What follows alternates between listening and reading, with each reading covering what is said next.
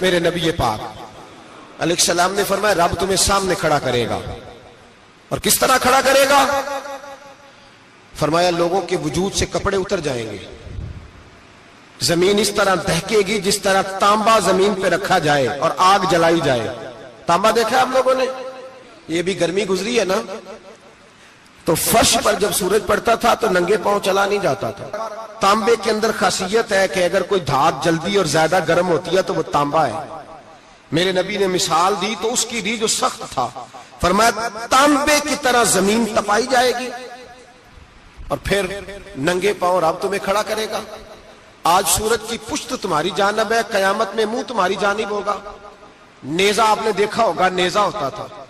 فرمایا یہ جو تم نیزے دیکھتے ہو صرف 1.25 نیزے کے برابر سورج قریب آ جائے گا اور پھر اللہ تمہیں سامنے کھڑا کر کے تم سے سوال جواب کرے گا. اور حضور نے کہہ دیا ہے تو اب کسی نعت خواں کے کہنے سے بات بدل سکتی, کسی پیر کے کہنے سے جملہ بدل سکتا, کسی خطیب کے کہنے سے فکر نہ کرنا وہ سامنے جنت پڑی ہے, اب بات بدل سکتی؟ خدا کی رحمت پر بھروسہ رکھنا ضروری ہے, نبی پاک کی شفاعت کی امید رکھنا. بولیے. لیکن جو حضور نے بیان کیا ہے اس کو ماننا بھی یہ بھی ضروری ہے. میرے نبی پاک نے فرمایا اللہ تم سے حساب لے گا اور اللہ پوچھے گا, تم نے جواب دینا ہے. حضور کس کس شے کا؟ فرمایا جو پہنتے ہو اس کا جواب نہیں دینا, جو کھاتے ہو اس کا جواب نہیں دینا, جو اللہ کے راستے میں دیتے ہو اس کا جواب, باقی ہر شے کا جواب دینا ہے. ادھر جو پلاٹ ہے اس کا بھی جواب دینا ہے, وہ جو بچوں کو پیسے بتائے ان کا بھی جواب دینا ہے, جو چھپائے ہیں ان کا بھی.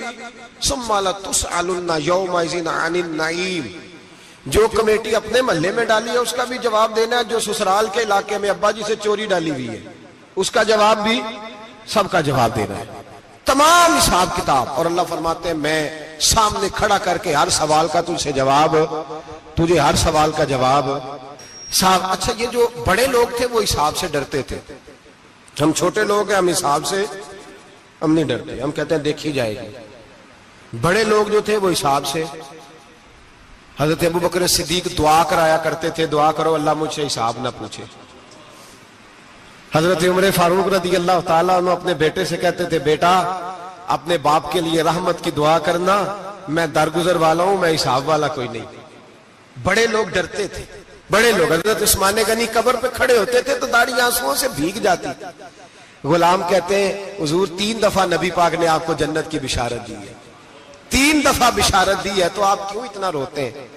عثمان غنی فرماتے جس رسول نے مجھے جنتی کہا ہے اسی محبوب نے مجھے فرمایا تھا عثمان قبر آخرت کی منزلوں میں سے پہلی منزل ہے. اور آپ فرماتے میرے تو کمرے میں دیا گل ہو جائے تو مجھے ڈر لگتا ہے, اس میں تو مکمل اندھیرا ہے.